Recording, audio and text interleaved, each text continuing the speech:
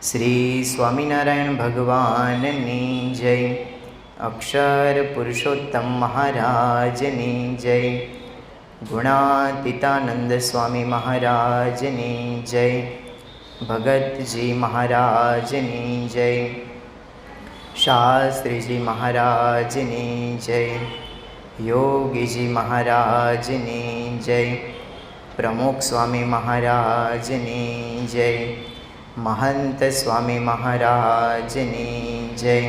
સુરત અક્ષરધામ મહોત્સવની, કાર્યકર સુવર્ણ મહોત્સવની, કાર્યકર સુવર્ણ મહોત્સવની. હમણાં આપણે હરિકૃષ્ણભાઈએ ક્ષમા ભાવના કેટલાક પ્રસંગો આપણી સૌની વચ્ચે કહ્યા. આ એક એવો ગુણ છે કે જેને કેળવવો એ આપણા સૌ માટે ખૂબ અઘરો છે. અહીંયા અમે બેઠા બેઠા બોલીએ છીએ એટલે એનો અર્થ એવો નથી કે આ ગુણ અમે આત્મસાત કર્યો છે, અમારાથી પણ નથી થયો. એટલે આજે આપણે બધા ભેગા મળીને એક સહિયારો પ્રયાસ કરીએ કે આપણે આપણી સાથે રહેનારા લોકો, આપણા પરિવારમાં રહેનારા લોકો, આપણી સાથે કામ કરનારા લોકો, આપણી સાથે ભજન ભક્તિ કરનારા લોકો, આ બધા જ લોકોને ક્ષમા આપી શકીએ. કારણ કે આ ગુણ એ કોઈ જન્મજાત રીતે મહાન પુરુષોમાં તો હોય જ છે, પણ આપણા જેવા ગૃહસ્થને આ ગુણ કેળવવો પડે છે. ઘણી વખતે આપણે લાચારીની અંદર, હમણાં હરિકૃષ્ણભાઈ વાત કરી કે ઘણી વખતે લાચારી હોય ત્યારે તો સહન કરવું જ પડે. પણ લાચારીની અંદર સહન કરીએ ને એ તો આપણે, દાખલા તરીકે આપણે કોઈ અંડરમાં નોકરી કરતા હોય, કોઈ બોસના અંડરમાં, અને આપણા ઉપરી અધિકારી અથવા તો આપણા બોસ આપણે કંઈક ઠપકો આપે તો તમે ખબર છે કે હું સાચો છું, એ છતાં પણ તમે જી સાહેબ, હા સાહેબ, તમે કહો તેમ. કેમ કે નોકરી કરતા હોય ને ત્યારે તમારે એક કહેવત હંમેશા વિશાલભાઈ યાદ રાખવી પડે, બરાબર ને, કે બોસ ઇઝ ઓલવેઝ રાઈટ. વડા હંમેશા છે ને સાચા જ હોય છે. એવું આત્મસાત કરો ને તો જ તમે નોકરીમાં, કે સરકારી નોકરી હોય કે પ્રાઇવેટ સેક્ટર હોય કે તમારો ધંધો હોય, આ બધાની અંદર તો જ ટકી શકો. પણ આ બધાની અંદર છે ને વિશ્વાસ છે ને એ ખૂબ અગત્યની વસ્તુ છે. ઘણી વખતે ક્ષમા આપી દઈએ કોઈ વ્યક્તિને, પણ પછી છે ને એ વ્યક્તિ ઉપરથી આપણે વિશ્વાસ છે ને કાયમી માટે ગુમાવી બેઠીએ. ક્ષમા આપ્યા પછી એને ભૂલી જવું છે ને એ મહાન પુરુષોનું લક્ષણ છે. આપણે બધા છે ને ક્ષમા આપીએ પણ એ ક્ષમાને ભૂલીએ નહીં, અથવા તો પેલા વ્યક્તિને યાદ અપાવ્યા કરે વારે વારે કે તે દિવસે તે આ ભૂલ કરી હતી ને એટલા માટે જો મેં તને માફ કર્યો હતો. પણ એ છે ને મહાન પુરુષોનું લક્ષણ નથી. મહાન પુરુષોનું લક્ષણ એ છે કે ક્ષમા આપ્યા પછી ક્યારેય યાદ કરતા નથી. પ્રમુખ સ્વામી મહારાજ જ્યારે 2001ની સાલની અંદર ગાંધીનગરની અંદર આતંકવાદી હુમલો થયો, એ હુમલા પછી સ્વામી થોડા દિવસો પછી ત્યાં ગાંધીનગર અક્ષરધામની અંદર પધાર્યા. બધી જ જગ્યાએ પ્રમુખ સ્વામી મહારાજે પુષ્પ છાંટ્યા. છેલ્લે સ્વામીએ સેવક સંતોને વિનંતી કરી કે મને એ જગ્યાએ પણ લઈ જાઓ કે જે જગ્યાએ આતંકવાદી મૃત્યુ પામ્યા છે. એ બધાને થયું કે એ જગ્યાએ શા માટે? પ્રમુખ સ્વામી મહારાજે એ જગ્યા ઉપર જઈને આતંકવાદીઓની પણ સદગતિ માટે પ્રાર્થના કરી છે. જે આતંકવાદી હુમલો કરવા માટે પોતાના મંદિરની અંદર આવ્યા, દહેશત ફેલાવ્યા, કેટલા હરિભક્તો ઘાયલ થયા, આપણા એક સંતે પણ જીવ ગુમાવ્યો, એમ છતાં પણ સામેવાળા વ્યક્તિની સદગતિ માટે પ્રમુખ સ્વામી મહારાજે પ્રાર્થના કરી. કયા ભાવથી પ્રાર્થના કરી? કે જે પ્રાર્થના બીજા હરિભક્તો માટે થઈને એ જ ભાવથી આતંકવાદી માટે પણ પ્રાર્થના થઈ. આ એક જ પ્રસંગ પૂરતો છે કે જો પ્રમુખ સ્વામી મહારાજ આતંકવાદીને માફ કરી શકે તો અમે એક માના ગર્ભમાં પાકનાર ભાઈ અને બહેન, એ સગા ભાઈ બહેનને કેમ માફ ના કરી શકીએ? આપણાથી થાય જ. તો આ વાત આપણે આજે શીખવી છે કે ક્ષમા આપ્યા પછી ભૂલી જવું. પછી પ્રમુખ સ્વામી મહારાજે ક્યારે આ વાત યાદ કરી નથી, આ પ્રસંગને હાઇલાઇટ કર્યો નથી કે જુઓ મેં આતંકવાદીને પણ માફ કરી દીધા છે. એક વખત સ્વામીએ જિંદગીની અંદર આ પ્રસંગ યાદ કર્યો નથી. થોમસ આલ્વા એડિસન, જેમણે બલ્બની શોધ કરી, આ લાઇટ અત્યારે પ્રકાશિત થઈ રહી છે, એક રાત્રિનો સમય હતો ને રાત્રે પોતે આવી રીતે સંશોધન પૂરું કરીને પોતાના ઘરે જવા માટે તૈયાર થયા હતા. અને એવા સમયે જે બલ્બનું જે સંશોધન કરેલું હતું, લાઇટ ઓલમોસ્ટ પ્રકાશની તૈયારીમાં જ હતું. અને આ સંશોધન એમને એક વ્યક્તિ, એક બાળકના હાથમાં આપ્યું અને કીધું કે ત્યાં પેલી અલમારી છે એમની અંદર તમે મૂકી આવો. પેલા બાળક સીડી ચડતા હતા અને કોઈ કારણોસર નાનકડું બાળક એટલે આમ ઠેસ વાગી અને જે બલ્બ તૈયાર કર્યો હતો થોમસ આલ્વા એડિસન, એટલી મહેનતથી એ બલ્બ તૂટી ગયો. હવે એટલી મહેનતથી તૈયાર કરેલી વસ્તુ કે જેના માટે કહેવાય છે કે 9999 પ્રયોગ એમને કરેલા. હવે ત્યારે તમારો મગજનો બાટલો છે ને ફાટી જાય.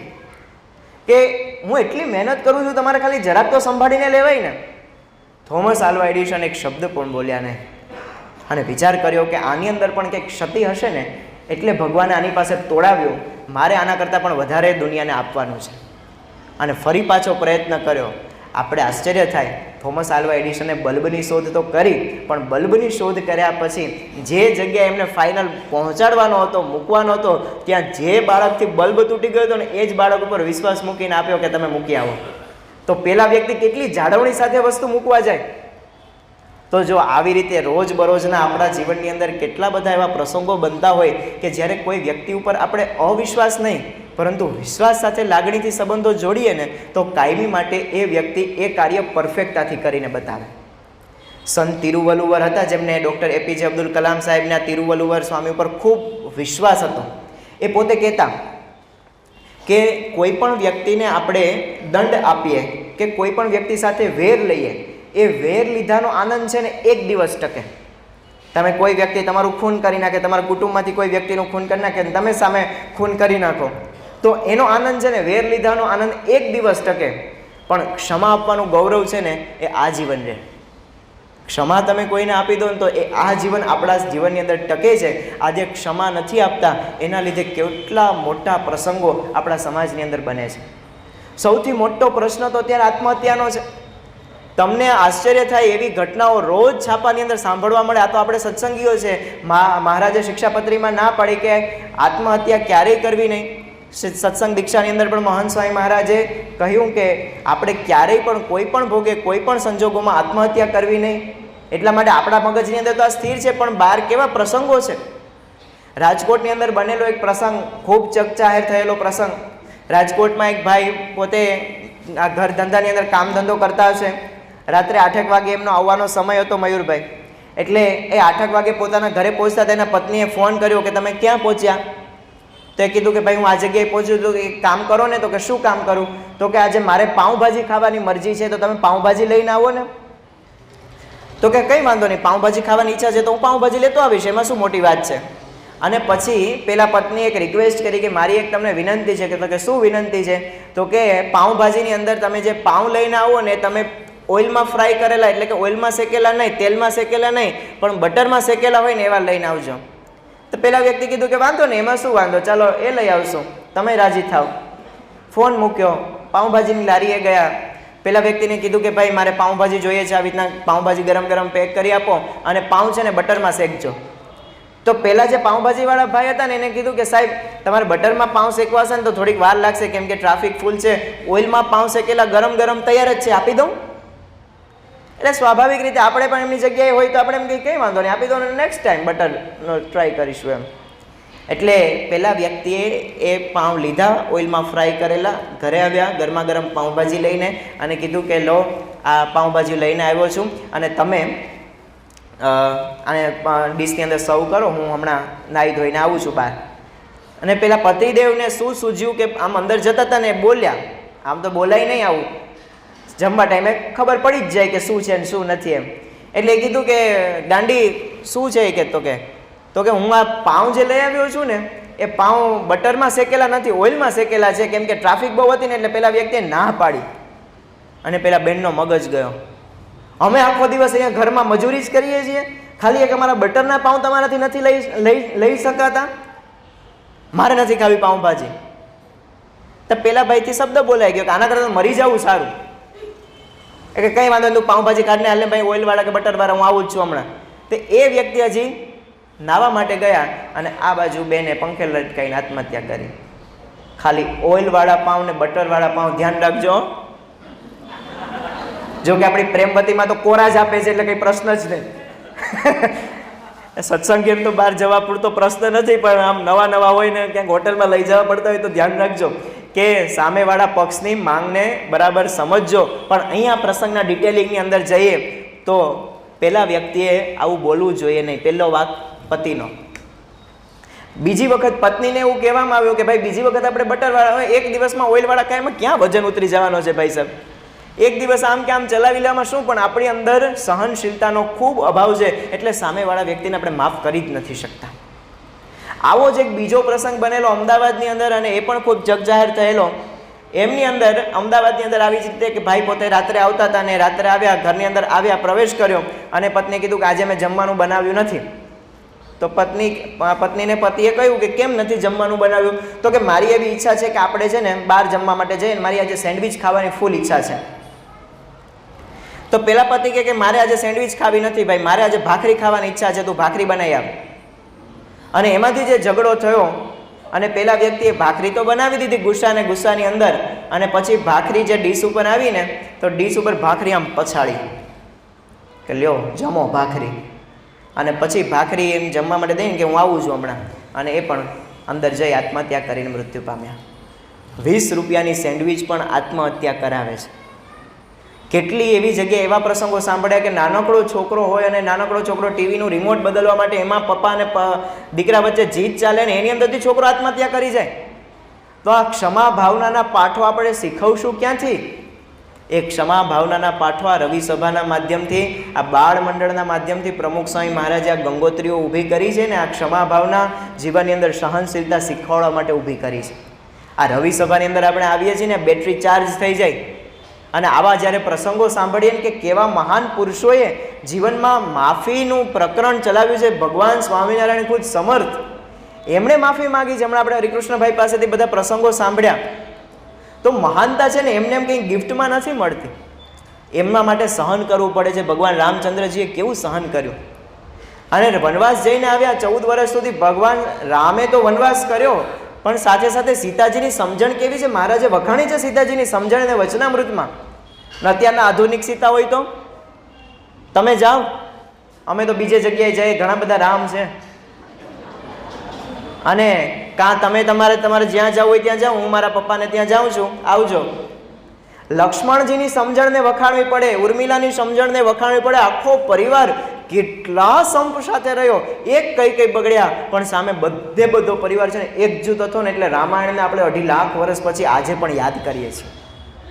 તો વિચાર કરીએ કે આ મહાન પુરુષોના જીવનમાંથી આ શીખવાનું છે. અને ક્ષમા ભાવના એ રામ ભગવાનના જીવનની અંદર કઈ પરાકાષ્ઠા હતી કે એ આવીને પોતાના માતાને પગે લાગવાની બદલે કઈને પગે લાગે છે અને આભાર માને છે કે માતા તમે જરા પણ ક્ષોભ પામશો નહીં, કારણ કે તમારા લીધે તો મને ખબર પડી કે મારા પિતા દશરથને મારા પ્રત્યે કેટલો પ્રેમ હતો.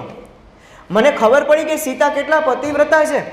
મને ખબર પડી કે રામ મારા ભેગો લક્ષ્મણ કેવો અને પવિત્ર ભાઈ છે કે ભાભી સાથે હતા એની સામે ઉપર નજર નાખીને જોયું નથી.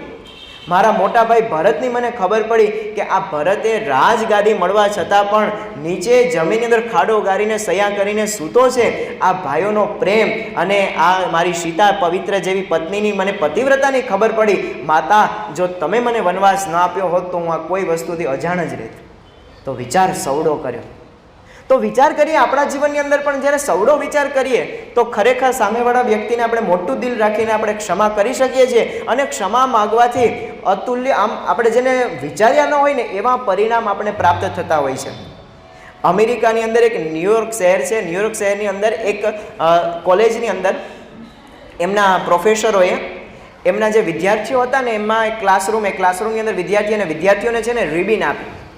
3 વિદ્યાર્થીઓને આ રિબિન આપવામાં આવી અને રિબિનની અંદર ઉપર લખેલું હતું કે તમે અસાધારણ કાર્ય કરી બતાવ્યું છે. અને આ રિબિન એમને પહેરાવવામાં આવી. દાખલા તરીકે કોઈ પણ વ્યક્તિને, દાખલા તરીકે એમનો કોન્વોકેશન ડે હોય એટલે કે પદવીદાન સમારોહ હોય ત્યારે કંઈક વિશેષ ગિફ્ટ આપવામાં આવે, જબો પહેરાવવામાં આવે, ઉપર કંઈક લાલ કલરની રિબિન આપવામાં આવે. એવી જ રીતે આ પ્રોફેસર દ્વારા વિદ્યાર્થીઓને આપવામાં આવી અને કહેવામાં આવ્યું કે તમારા ધ્યાનની અંદર જો કોઈ વ્યક્તિ એવા હોય કે જે અસાધારણ કાર્ય કરતા હોય એને તમે આ રિબિન ગિફ્ટમાં આપજો. એટલે પછી તો આ પરંપરા ચાલી. એટલે એમની અંદર એક વ્યક્તિએ એમના બોસને આ રિબિન આપી. કંપનીમાં નોકરી કરતા હતા ને બોસને રિબિન આપી. હવે બોસને તો શા માટે રિબિન આપી? સારું લગાડવા માટે કે તમે મને સાચવો છો, નોકરી કરો છો. પણ આ બોસ છે ને એકદમ નિષ્ઠુર વ્યક્તિ હતા, એકદમ ક્રોધિત સ્વભાવના હતા, ખૂબ ગરમ મગજ હતો.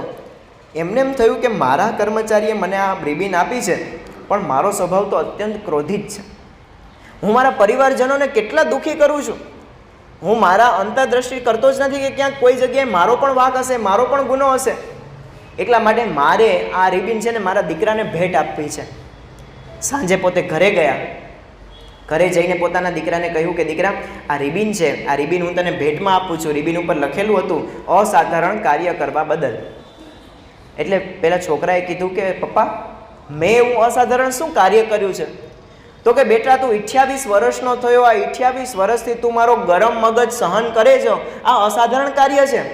હું કેટલી વખત તને કેટલા બધા પ્રસંગોની અંદર જાહેરમાં તારા મિત્ર સર્કલ વચ્ચે, તારા પ્રોફેસરો વચ્ચે કે કોઈ પણ જગ્યાએ તું સાચો હશે ત્યાં પણ મેં તારું અપમાન કર્યું હશે. એટલા માટે દીકરા, તું મને માફ કરજે. આ અસાધારણ કાર્ય કરવા બદલ હું તને આ રિબિન આપું છું. પેલો છોકરો છે ને ધ્રુસકે રડી પડ્યો ને એની સાથે પોતાના ખીચાની અંદર રહેલી એક નોટ કાઢી અને એક નોટની અંદર પોતે સુસાઇડ નોટ લખેલી અને કીધું કે પપ્પા, જો તમે આજે મારી માફી ન માગી હોત તો હું આજે સુસાઇડ નોટ લઈને આત્મહત્યા કરવા માટે જતો હતો, અને એ આત્મહત્યાનું કારણ પપ્પા માત્ર ને માત્ર આપનો ગરમ સ્વભાવ હતો. પણ આજે જો તમે આ સ્વભાવ છોડી દીધો, માફી માગી લીધી, એટલા માટે હું પણ હવે નિર્ધાર કરું છું કે હું આત્મહત્યા નહીં કરું. વિચાર કરીએ, એક સામાન્ય શબ્દથી આટલી અસર થઈ શકતી હોય તો આપણે કેમ માફ ના કરી શકીએ? આપણે બધા જોઈએ કે આપણા જીવનની અંદર તો આવા નાના મોટા પ્રસંગો બને, પણ આપણા ગુરુઓના જીવનની અંદર આવા અનેક પ્રસંગો બન્યા છે. આજે આ બધા ગુરુ પરંપરાની આપણે પૂજા કરીએ છીએ. આ પૂજા એમની મહાનતા એ તો ઉપરથી બધું નક્કી થયેલી આપણી પરંપરા છે, પરંતુ એ પરંપરાની સાથે આપણે એમના જીવનના પ્રસંગો જ્યારે આપણે સાંભળીએ ને ત્યારે આપણને ખબર પડે કે આ વ્યક્તિઓએ ખરેખર એના જીવનની અંદર જે સહન કર્યું ને, એ ક્ષમા ભાવનાની, એ સહનશીલતાની પરાકાષ્ઠા છે. ભગતજી મહારાજની ઓળખાણ આપવી હોય તો કેવી ઓળખાણ અપાતી વડતાલની અંદર? કે તમે વડતાલની અંદર જાઓ અને વડતાલની અંદર સૌથી વધારે હળધૂત કે અપમાનિત થતા હોય ને, એ વ્યક્તિ એટલે ભગતજી મહારાજ. અને એ ભગતજી મહારાજે સહન કર્યું તો આજે સિંહાસનની અંદર બેસી ગયા. અને BAPS સંસ્થાના 1600 મંદિરોમાં ભગતજી મહારાજની મૂર્તિ છે. અત્યારે 17,500 કેન્દ્રોમાં આપણું સેન્ટરો ચાલે છે. આ 17,500 સેન્ટરોમાં ભગતજી મહારાજ બિરાજમાન થઈ ગયા.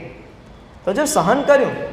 શાસ્ત્રીજી મહારાજ તો સહનશીલતાની મૂર્તિ હતા. ભલે શાસ્ત્રીજી મહારાજ એકદમ આમ જેને કહેવાય કે સિંહ જેવી પ્રકૃતિ, પણ શાસ્ત્રીજી મહારાજ એટલા જ નિર્મળ પુરુષ હતા.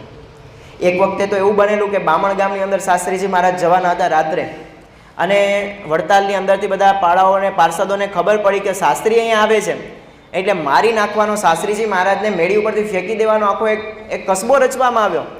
એમની અંદરથી બધા વડતાલથી અંદર આવ્યા અને જે જગ્યાએ શાસ્ત્રીજી મહારાજનો ઉતારો હતો ત્યાં તો રાત્રે લગભગ 12 વાગ્યા હશે, પણ શાસ્ત્રીજી મહારાજને અચાનક જ બામણ ગામ એક તાર મળ્યો કે બોચાસણ સ્વામીને ફરી પાછું જવું પડ્યું. એટલે શાસ્ત્રીજી મહારાજ ત્યાંથી નીકળી ગયા, પણ બધા બીજા જે સંતો હતા ત્યાં રોકાયા. હવે રાત્રે તો બધા ઓઢીને સૂતા હોય એટલે ખબર ના પડે કે શાસ્ત્રીજી મહારાજ હકીકતે આમાં છે કે નહીં. અને અત્યારે તો કેવું કે મોહન સ્વામી મહારાજ ક્યાંથી ક્યાં જાય છે વોટ્સઅપમાં તરત ખબર પડી જાય, એટલે એવું ક્યાંય ત્યારે જમાનો નહોતો. એટલે શાસ્ત્રીજી મહારાજ ત્યાંથી નીકળી ગયા, કંઈ ખબર પડી નહીં. એટલે આ બધા પાર્ષદો રાત્રે આવ્યા અને રાત્રે સીધી એની પથારી ઉંચકીને 20 ફૂટ ઊંચી અગાસી હતી બીજા માળે, અને ત્યાંથી સીધા નીચે નાખ્યા. હવે જો આની અંદર શાસ્ત્રીજી મહારાજ હોત તો કંઈક ઈજા થાત અને કદાચ શાસ્ત્રીજી મહારાજનું મૃત્યુ પણ થાય. તો બધું સત્પુરુષના હાથમાં છે, પરંતુ આ પ્રસંગ આવો બન્યો. પરંતુ એ સમયે આ બધા સંતોને ઈજાગ્રસ્ત થઈ અને તરત જ બધા આપણા હરિભક્તોને ખબર પડી કે આ પ્રસંગ છે ને એવો બન્યો છે કે આની અંદર છે ને સામેવાળા વ્યક્તિને માફ ન કરી શકાય. કદાચ આપણા ગુરુ શાસ્ત્રીજી મહારાજ હોત તો, અને એની અંદર આપણા નિષ્ઠાવાન હરિભક્ત સનાભાઈ હાથીભાઈ પટેલ એ પોતે ત્યાં ઉપસ્થિત હતા, અને એમને અંગ્રેજ અમલદારો સાથે આમ એકદમ જેને કહેવાય કે ગાઢ મૈત્રી, અને પોતે ગયા કે મારા ગુરુ શાસ્ત્રીજી મહારાજને મારી નાખવા માટેનો આવો પ્રયત્ન થયો છે, અને આ પાર્ષદો હતા એટલે એને દિવસ ઉગે ને એ પહેલાં તમારે એને પકડી લેવાના છે.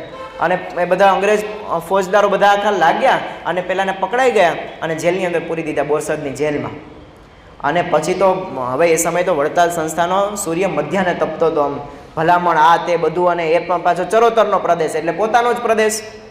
અને એમની અંદર આ બધા જ આવ્યા અને ત્યાંથી બધી લાગવગ કરી, ગોરધનભાઈ કોઠારી બધી લાગવગ કરી, ભલામણ કરી, પણ પેલા વ્યક્તિએ આને છોડવા માટે તૈયાર હતા ને, કારણ કે અહીંયા સનાભાઈની ભલામણ હતી કે આને કોઈ પણ ભોગે કોઈ પણ સંજોગોમાં છોડવાના નથી. હવે બધા જ કાર્તબો વડતાલ સંસ્થાના બધા જ પદાધિકારીઓએ બધું જ કરી છૂટ્યા, પણ પાર્ષદોને કોઈ પણ ભોગે છોડતા નહોતા. ત્યારે કોઈ વ્યક્તિએ કહ્યું, ગોરધનભાઈએ જ કહ્યું કે હવે શાસ્ત્રી સિવાય કોઈ આનો ઉકેલ નથી. તમે શાસ્ત્રી પાસે જાઓ, એટલે કે શાસ્ત્રીજી મહારાજ પાસે જાઓ અને તમે એને કહો કે આ સાધુઓને એ છોડાવે. અને ત્યારે વડતાલના સાધુઓ બધા બોચાસણની અંદર ગયા. શાસ્ત્રીજી મહારાજ તો આમ એકદમ ઊભા થઈ ગયા, એમને માન સન્માન આપ્યું કે આવો પધારો, કેમ આવવાનું થયું. શાસ્ત્રીજી મહારાજ તો પ્રસંગથી અજાણ હતા, કેમ કે પ્રસંગ તો આખો બહાર બન્યો છે, બામણ ગામની અંદર બન્યો છે. એટલે શાસ્ત્રીજી મહારાજને બધી વાત કરી કે આવી રીતના પ્રસંગ બન્યો છે અને તમારા હરિભક્ત છે અને અહીંયા જ છે, તમારી સામે જ છે સનાભાઈ, અને એમને આ બધું કર્યું છે કે આવી રીતે અમારા પાર્ષદોને ત્યાં જેલમાં પૂર્યા છે.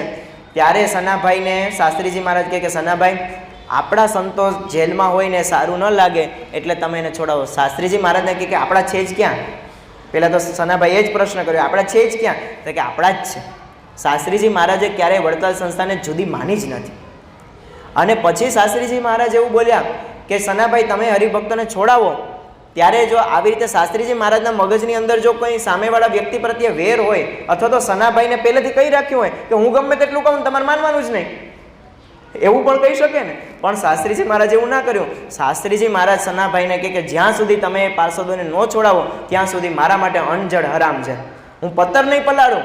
પછી સનાભાઈને થયું કે હવે શાસ્ત્રીજી મહારાજ નહીં માને, અને શાસ્ત્રીજી મહારાજની ભલામણથી એને મારી નાખવા આવ્યા હતા.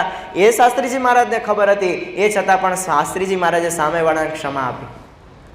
તમારા આપણા જીવનની અંદર કોઈ મારી નાખવા માટે તૈયાર થાય એ વ્યક્તિને ક્યાં આપણે માફ કરવાનો છે?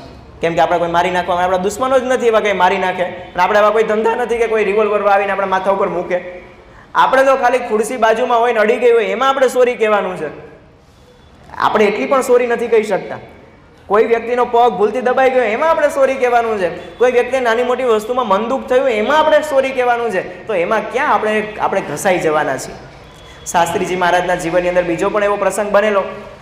શાસ્ત્રીજી મહારાજ બોચાસણની અંદર મંદિરનું કામ કરતા હતા, અને એ સમયે એક ઈંટવાળો હતો. એ ઈંટો છે ને એકદમ કાચી વેચતો હતો. મંદિરની અંદર કાચી બધી ઈંટો આપી, અને આપણે જે જગ્યાએ ચણતર કામ કરતું હતું ને બધું ચણતર કામ પડી ગયું. એટલે એ સમયે જીભાઈ કોઠારી એકદમ કડક સ્વભાવના, સંસ્થાનું મમત્વ એટલું બધું. એટલે જીભાઈ કોઠારીએ કહ્યું કે શાસ્ત્રીજી મહારાજ, આ વ્યક્તિ જે આપણે ઈંટ આપે છે ને ઈંટ બરાબર નથી, કાચી ઈંટો છે. ત્યારે શાસ્ત્રીજી મહારાજે કહ્યું કે એ વ્યક્તિને બોલાવો. એટલે શાસ્ત્રીજી મહારાજે પણ કહ્યું કે ભાઈ તારી આ ઈંટો બરાબર નથી, અમારી આ બધી જે કંઈ પણ અમારું બાંધકામ ચાલતું તે બધું પડી ગયું છે. તે શાસ્ત્રીજી મહારાજને એલફેલ બોલવા માંડ્યો કે એક તો મારા 15 રૂપિયા નીકળે છે, તમે આપતા નથી, અને ઉપરથી તમે મને કહો છો કે મારી ઈંટો કાચી છે. મારી ઈંટો બધી બરાબર જ છે, તમને ચણતર કરતા નથી આવડતું. અને શાસ્ત્રીજી મહારાજે ન કહેવાના અપમાનજનક શબ્દો પણ શાસ્ત્રીજી મહારાજને કહ્યા. પણ શાસ્ત્રીજી મહારાજે કહ્યું કે એમને 15 રૂપિયા કોઠારમાંથી આપી દો.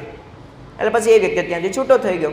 પણ થોડા દિવસ થયા ને એટલે અંગ્રેજ સરકારની અંદર એવો કાયદો હતો કે જે વ્યક્તિના ભઠ્ઠાનું લાયસન્સ હોય ને એ જ વ્યક્તિ ઈંટ પકાવી શકે. હરિકૃષ્ણભાઈ, એટલે ત્યારે પછી આ વ્યક્તિ પાસે લાયસન્સ તો હતું નહીં. એટલે આપણે કંઈ ખબર નહોતી કે એવું તો કંઈ કાયદેસર કંઈ આપણે માગીએ ને કે ભાઈ તમારી પાસે લાયસન્સ હોય તો જ અમે તમારી ઈંટ લઈએ. આપણે તો ઈંટો લેતા હતા. પણ પછી ખબર પડી કે આ વ્યક્તિને જેલમાં નાખવામાં આવ્યો છે, અને જીભાઈ કોઠારીને ખબર પડી. એટલે જીભાઈ કોઠારી એકદમ તૈયાર થઈને આમ બહાર નીકળતા હતા. એટલે શાસ્ત્રીજી મહારાજ પૂછ્યું, જીભાઈ ક્યાં જાવ છો? તો કે શાસ્ત્રીજી મહારાજ થોડા દિવસ પહેલાં પેલો ઈંટવાળો હતો ને, જે આપણી પાસેથી ધરાડથી 15 રૂપિયા કાચી ઈંટ દઈને પણ લઈ ગયો ને, એ વ્યક્તિ બરાબર અત્યારે આટીમાં આવ્યો છે. આપણી ભાષામાં કહે કે લાગમાં આવ્યો છે. અને પછી કહે કે શાસ્ત્રી મહારાજ, એ વ્યક્તિને જો હું અહીંયા જુબાની આપી આવું છું કે આને મંદિરને ખોટી કાચી ઈંટો આપી છે, અને આ વ્યક્તિ પાસે લાયસન્સ નથી ને અમારી પાસે 15 રૂપિયા પણ બાંધીને લઈ ગયો છે, એટલે એને 2000 રૂપિયાનો દંડ થશે, હમણાં જઈ આવું, હમણાં જુબાની આપી આવું. જો શાસ્ત્રીજી મહારાજ કે આની જગ્યાએ આપણે હોય ને તો કે જાઓ ફતેહ કરો, આશીર્વાદ છે. શાસ્ત્રીજી મહારાજ કે ગુરુ, એ બિચારો ગરીબ માણસ છે, તમે જુબાની આપવા માટે જશો તો સલવાઈ જશે, 2000 રૂપિયા એની પાસે ક્યાંથી હોય, અને આજીવન એને જેલમાં રહેવું પડશે, તમે એને માફ કરી દો. અને શાસ્ત્રીજી મહારાજના કહેવાથી અને જીભાઈ કોઠારી એમને માફ કર્યા અને જુબાની આપવા માટે ન ગયા. પણ વિચાર કરો કે પોતાનું ખરાબ કરનારને પણ માફ એ શાસ્ત્રીજી મહારાજે કર્યા. એક એવો પ્રસંગ બનેલો આપણે આમ હાસ્યાસ્પદ લાગે. શાસ્ત્રીજી મહારાજ એક વખતે સાળંગપુરની અંદર બિરાજમાન હતા, અને એ વખતે એક વ્યક્તિ કેસર આપીને ગયા શાસ્ત્રીજી મહારાજને કે શાસ્ત્રીજી મહારાજ આલ્યો, અહીંયા જ્યારે પણ કંઈ દૂધપાકની રસોઈ થાય ત્યારે તમે આ દૂધપાકની અંદર આ કેસર વાપરજો. હવે એ સમયે તો શાસ્ત્રીજી મહારાજ, આપણી BAPS સંસ્થાની પરિસ્થિતિ કેવી ખરાબ હતી કે કોઈ ખાટી છાશ પણ આપણે આપવા માટે તૈયાર નહીં. કેરોસીનના ડબ્બામાં ખીચડી રાંધીને ખાનારી લાખણજીભાઈ આ સંસ્થાઓ 1905ની સાલમાં, અને એ સમયે આ સંસ્થા પાસે કોઈ નાણાં નહીં, કોઈ સિલક નહીં, અને ખીચડી રાંધીને ખાવાની પણ કેરોસીનના ડબ્બામાં ખાવાની, ગામની અંદર માગવા માટે જવાનું, ખાટી છાશ પણ આપે નહીં. એવા સંજોગો અને સમયની અંદર જે બધા દાખલા તરીકે કોઈને કંઈ નવું મિષ્ટાન કે જેવું કંઈ આપવું હોય ને તો શું આપવાનું કે ચણાનો લોટ હોય એ ચણાના લોટને એક ડબ્બાની અંદર નાખવાનો, એની અંદર ચટણી મીઠું નાખવાનું, એની અંદર જે આપણે ચકમકિયા પાણા હોય ને ચકમકિયા પાણા નાખવાના, એને બરાબર હલાવવાના એટલે એકદમ ઘાટા રસા જેવું થાય. પછી એ જે ચણા હોય ને એ પેલા લાડવા જેવું બન્યું હોય ને પથ્થર, એની ઉપર લોટ ચોંટી જાય, એ લોટ સૂકવવાનો અને લોટ સૂકવી અને પછી એને ચૂસવાનો. આ છે ને લાડવા કહેવાતા આપણી સંસ્થામાં. આવી પરિસ્થિતિ અને અત્યારે પોરબંદર જેવું નાનું મંડળ પણ 1000 આઈટમનો અન્નકૂટ કરે છે. બોલો, આ BAPS સંસ્થા વિચાર કરો ક્યાંથી ક્યાં ટોપ 10 NGOની અંદર અત્યારે આપણી એક સંસ્થા BAPS સંસ્થા છે, વિશ્વની 10 નામાંકિત સંસ્થાઓમાંની એક સંસ્થા. આ એમને નથી પહોંચી. પણ આ એવી પરિસ્થિતિ કે જ્યાં શાકનો વઘાર કરવા પણ ન મળે. એક વખતે કોઈ એક હરિભક્ત શાસ્ત્રીજી મહારાજને આપી ગયા કે શાસ્ત્રીજી મહારાજ એક ભંડારીને આપી ગયા કે આ તમે તેલની બોટલ રાખજો અને વઘાર કરજો. એ વ્યક્તિ પાછા ફરીને 6 મહિના પછી આવ્યા કે સ્વામી તેલ બેલ ખૂટતું હોય તો કહેજો. તો કે તમે મૂકી ગયા છે શીશો એમને એમ છે. તો કે 6 મહિના થયા, શીશો એમને એમ, તેલનો શીશો એમને એમ. તો કે કંઈ વઘાર માટે કંઈ શાકભાજી આવે તો છમ થાય ને. 6 મહિના સુધી શાકભાજી ન મળે. એ BAPS સંસ્થાની અંદર અત્યારે એકાદશીના ઉત્સવની અંદર વર્લ્ડ બેસ્ટ શાકોત્સવ એટલે કે શાક આટડીના ઉત્સવો થાય છે. આ વિચાર કરીએ ત્યારે આપણે ખબર પડે કે શાક ન મળે ત્યાં દૂધપાકની રસોઈ કેમ થાય. આવા સંજોગોમાં શાસ્ત્રીજી મહારાજને કેસર મળ્યું છે. વિચાર કરજો. હવે એ કેસર આપવામાં આવ્યું અને કીધું કે શાસ્ત્રીજી મહારાજ દૂધપાક થાય ત્યારે તમે આ દૂધપાકની અંદર આ કેસર નાખજો અને ઠાકોરજીને જમાડજો અને સંતો બધા જમજો. શાસ્ત્રીજી મહારાજ કીધું કે વાંધો નહીં, કોઈ તરફથી રસોઈ ભવિષ્યમાં આવશે તો કરશું. તમે ત્યાં અભેરાઈએ મૂકી દો અને એક લોટો છે, લોટાની અંદર તમે આ સાચવીને મૂકી દો. પેલા વ્યક્તિ કે વાંધો નહીં. સ્વામી ત્યાં લોટાની અંદર મૂકી દેવામાં આવ્યું અને એને તો ઘણો બધો ખાસો સમય વીતી ગયો. એ ખાસો સમય વીત્યા પછી કોઈ હરિભક્ત ત્યાં આવ્યા, રાતવાસો કર્યો. સવારનો સમય હતો 4 વાગ્યાનો અને પહેલાં તો બધા ખબર છે કે 4 વાગ્યામાં સંડાસ પાણી જવા માટે લોટો લઈને જતા. એટલે આ વ્યક્તિને આવી રીતના પ્રેશર આવ્યું સવારના પોરની અંદર, પણ કંઈ લોટો કે એવું કંઈ મળ્યું નહીં. એટલે આમ ઝીણો રૂમમાં દીવો બળતો હતો શાસ્ત્રીજી મારા રૂમમાં અને એમાં લોટો જોયો. હવે રાત્રિની અંદર લોટો જોયો એટલે અભયરાય ઉપર પડ્યો હતો. એટલે કંઈ જોયું નહીં કે આની અંદર કંઈ છે કે નહીં, પણ હતું એની અંદર કેસર પેલી ડબ્બીની પેલી કોથળીની અંદર એમને કાગળની અંદર વીટેલું અને કેસર એની અંદર હતું. એ તો વ્યક્તિને પ્રેશર આવ્યું એટલે લોટો લઈને તો ક્રિયા કરવા માટે ગયા અને પાણી હતું તો બરાબર કેસર પલળ્યું અને પછી એને અભિષેક કર્યો અને અભિષેક થયો ત્યારે હાથમાં આવ્યા રેસા અને એકદમ સુગંધિત દ્રવ્ય. તો કે મરી ગયા. જે સમયે શાકભાજી ન મળે એ સમયે શાસ્ત્રીજી મહારાજના હરિભક્તો કેસરથી અભિષેક કરે આવો. અને પછી શાસ્ત્રીજી મહારાજ પાસે આવે કે ઓહો શાસ્ત્રીજી મહારાજ મારા ભૂખા બોલાવી દેશે. દૂધનું ટીપું મંદિરમાં મળતું નથી તે કેસરથી આવી ક્રિયા કરી. પણ જુઓ આ શાસ્ત્રીજી મહારાજ કેવા ક્ષમા ભાવનાવાળા પુરુષ. શાસ્ત્રીજી મહારાજ કે સ્વામી આવું થયું, મારે સવારે ક્રિયા કરવા માટે દેશ ક્રિયા કરવા માટે જવાનું થયું અને મને ખબર નથી કે આની અંદર કેસર પડ્યું છે. હું તો આ લોટો લઈને ઉપડ્યો અને સ્વામી આ મને ક્રિયામાં મેં પછી સાફ સફાઈ કરતા મારા હાથમાં કેસર આવ્યું ત્યારે ખબર પડી કે આની અંદર તો કેસર છે. તો બાબા મારી બહુ મોટી ભૂલ થઈ ગઈ કે મેં આવી ક્રિયા માટે આ કેસર આખું વેડફી નાખ્યું. શાસ્ત્રીજી મહારાજ માથે ધબો મૂકીને આશીર્વાદ આપતા બોલ્યા કે આમ પણ ગુરુ ધૂળ ભેગું ધૂળ જ થવાનું હતું, વહેલી ધૂળ થઈ ગઈ. જો આ ક્ષમા ભાવ. ને આપણા ઘરની અંદર તો આપણું છોકરું હોય નાનકડું, એ દૂધનો ગ્લાસ લઈને આવતું હોય ને એમાં ઠેસ વાગે પડે ને તો ખબર પડે આંધળો છો, દેખાતું નથી, ખબર નથી પડતી, લેતા નથી શીખવું તારી મમ્મીએ. કેટલું એક ગ્લાસ દૂધનો ઢોળાઈમાં કેટલું સંભળાવી દઈએ છીએ. પણ વિચાર કરીએ બાળકને આપણે કહીએ કે બેટા કંઈ વાંધો નહીં, ઢોળાઈ ગયું છે, ચાલ પોતું લઈએ, આપણે 2 પપ્પા દીકરો લૂછી નાખીએ. બીજી વખતે છોકરો ધ્યાન રાખશે. તો જો આ ક્ષમા ભાવનાના પ્રસંગો છે ને આપણે ગુરુ પરંપરા પાસેથી શીખીએ. યોગીજી મહારાજ તો સહનશીલતાનું મૂર્તિમાન સ્વરૂપ હતા. પ્રમુખ સ્વામી મહારાજ એ મૂર્તિમાન સ્વરૂપ હતા. પણ આપણે બધું કેવું છે કે ક્ષમા આપણે આપીએ પણ ક્યારે, જ્યારે આપણે કોઈ ભોજિયો ભાઈ ઓળખતો ન હોય ત્યારે આપણે માફ કરીએ. પણ જેવા થોડાક આમ સંસ્થાની અંદર મોટપ આવે, માન સન્માન મળે, આમ થોડાક એક કાર્યકર્તાના હોદ્દા ઉપર આવીએ અને પછી કોઈક ભૂલ કરે ને પછી માફ ના થઈ શકે. પણ ત્યારે આપણે છે ને પ્રમુખ સ્વામી મહારાજના જીવન ઉપર જોવાનું કે લોકની અંદર કેવી પ્રતિષ્ઠા, કેવી પ્રતિભા, એ લોકોને માફ કરી શકે. યોગ ગુરુ બાબા રામદેવ બોલેલા કે પ્રમુખ સ્વામી મહારાજ એ BAPSના કે તમારા સંતો હરિભક્તોના પ્રમુખ નથી, એ ભારતીય સંસ્કૃતિના શીર્ષ ગૌરવ મહાપુરુષ છે. बाबा रामदेव वो बोलेला. जैन मुनि सुशील कुमार जी वो बोलेला कि यदि भारत को एक करना है तो वो निश्चित रूप से प्रमुख स्वामी महाराज के नेतृत्व में एक हो सकता है. પછી જૈન મુનિ સુશીલ કુમારજી પછી અબ્દુલ કલામ બોલેલા કે પ્રમુખ Swami Maharaj is my ultimate ગુરુ and he was put me in God orbit. પ્રમુખ સ્વામી મહારાજે મને ભગવાનની ભ્રમણ કક્ષાની અંદર મૂકી દીધો છે, કારણ કે પ્રમુખ સ્વામી મહારાજે મને મારા જીવનમાંથી આઈ અને મી કહેતા કે હું અને મારું રિમૂવ કરી દીધું છે. નરેન્દ્રભાઈ મોદી જ્યારે પ્રમુખ સ્વામી મહારાજ ધામમાં ગયા ત્યારે બોલ્યા કે તમે બધાએ તો તમારા ગુરુ ગુમાવ્યા છે, પણ મેં તો મારા પિતા ગુમાવ્યા છે. જે વ્યક્તિ પ્રત્યે લોકોને આટલો બધો આદર, અરે સત્યમિત્રાનંદ ગિરિજી ભારત માતા મંદિર હરિદ્વારના નિર્માતા અને એક સમયના શંકરાચાર્ય પદ ઉપર આરૂઢ થયેલા વ્યક્તિ, એ વ્યક્તિ એવું બોલેલા કે એક દિન આપ દેખોગે कि केवल सहारनपुर में नहीं, केवल गुजरात में नहीं, केवल भारत में नहीं, लेकिन पूरे विश्व में यदि एक महात्मा को स्वीकृत किया जाएगा तो वो निश्चित रूप से प्रमुख स्वामी महाराज ही होंगे.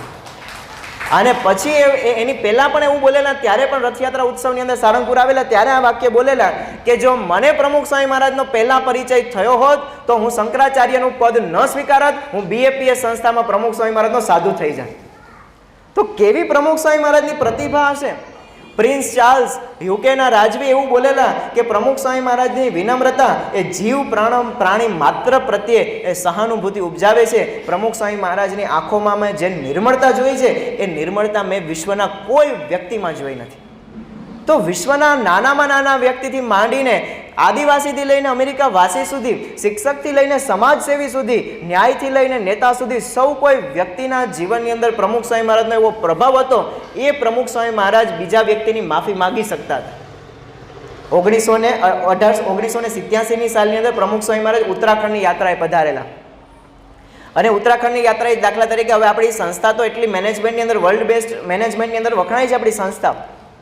અને જ્યારે આપણો સમયો કર્યો ત્યારે કેટલા બધા મહાનુભાવો બોલ્યા અને એમાંય પણ અમિતભાઈ શાહ તો બોલ્યા કે IIM સંસ્થાએ અહીંયા સંશોધન કરવા માટે આવવું જોઈએ કે 80,000 સ્વયંસેવકોને મેનેજમેન્ટથી કઈ રીતે રહેતા શીખવાડે છે સંસ્થા.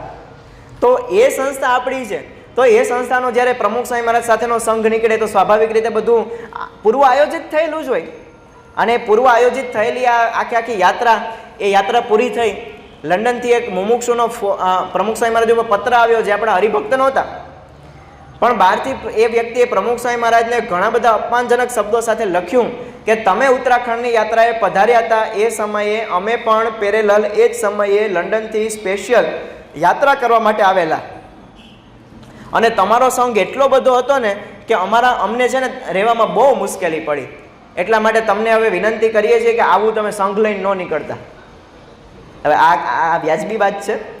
તમે ફરવા જાઓ ગાડી લઈને, દાખલા તરીકે રાજકોટની અંદર તમે જાઓ અને ત્યાં તો બધું હાઈવે ઉપર બધું ટ્રાફિક થાય છે. ત્યાં દાખલા તરીકે ગોંડલ ચોકડીની આજુબાજુ, આ ગોંડલ ચોકડીની આજુબાજુ તમે તમારું ફેમિલી સાથે તમારું પ્રાઇવેટ ગાડી લઈને તમે જતા હોય અને એકદમ ટ્રાફિકની અંદર બધી બાજુ આમ હોર્ન વાગતો હોય, પો પો એવો અવાજ આવતો હોય અને તમે તમારો કાચ આમ ઉતારી અને રિલેક્સતાથી આમ બેઠા હોય ત્યારે બાજુવાળી ગાડીવાળો કાચ ઉતારે આમ નીચેથી અને પછી કે સાલાવ આવા નાવા જ છો, હાલી જ નીકળો છો ગાડીઓ લઈને, ખબર નથી પડતી, નીકળાય આવી રીતે, તો ભાઈ તું પણ નીકળો છો.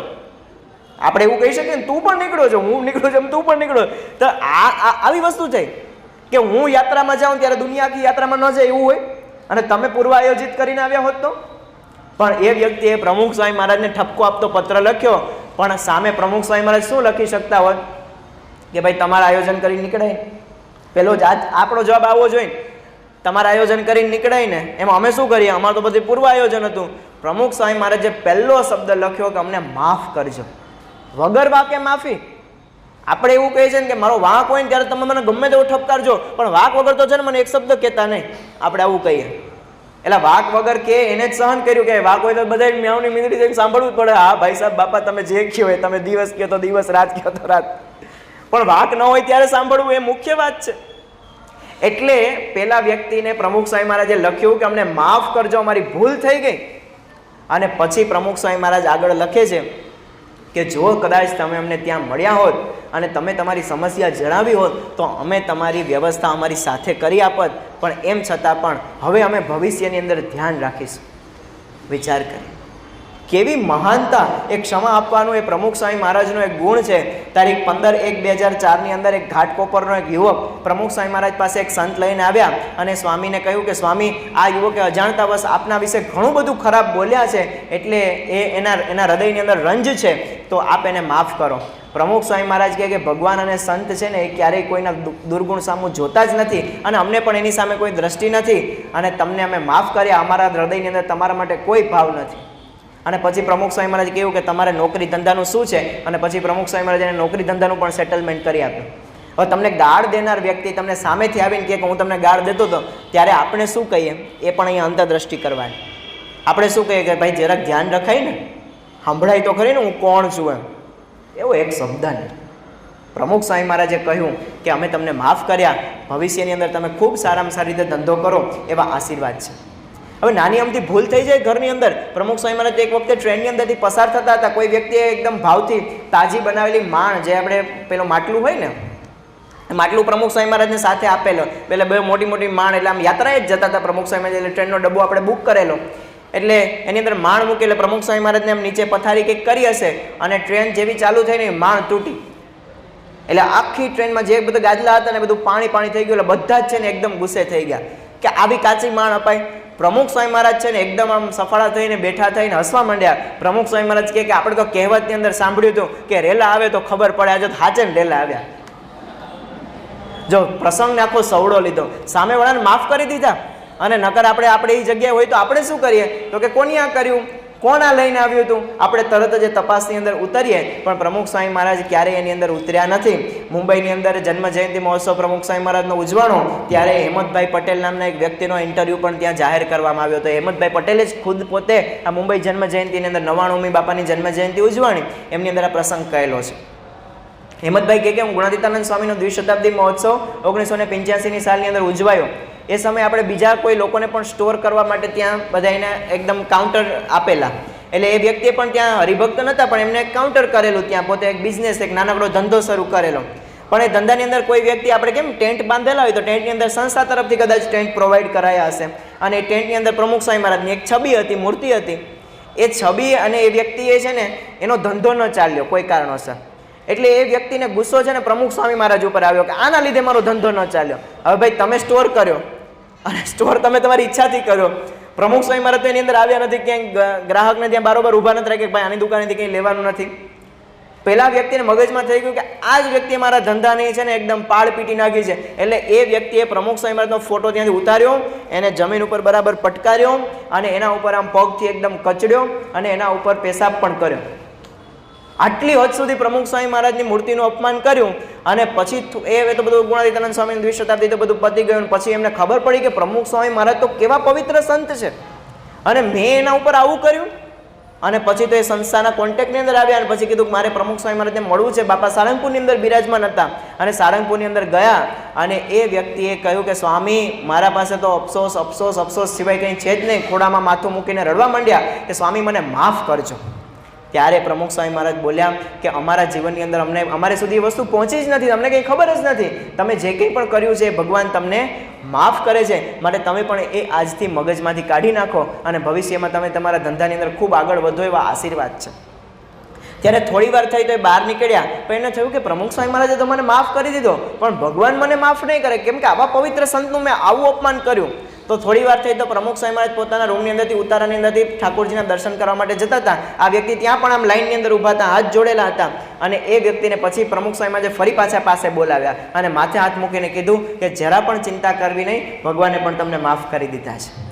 એટલે આ વિશ્વાસ સાથે હેમંતભાઈ પટેલ પછી આપણી સંસ્થાની અંદરથી જોઈન્ટ થયા અને એ વ્યક્તિએ પ્રમુખ સ્વામી મહારાજની મૂર્તિનું અપમાન કર્યું હતું. પણ આપણી સંસ્થાની અંદરથી જે અત્યારે ઘણા બધા ફોટો બુક સ્ટોરની અંદર વેચાય છે, એમની અંદરથી તમે કદાચ પ્રમુખ સ્વામી મહારાજનો હાથ ઊંચો કરેલો એક ફોટો તમે જોયો હશે લંડનની અંદરથી.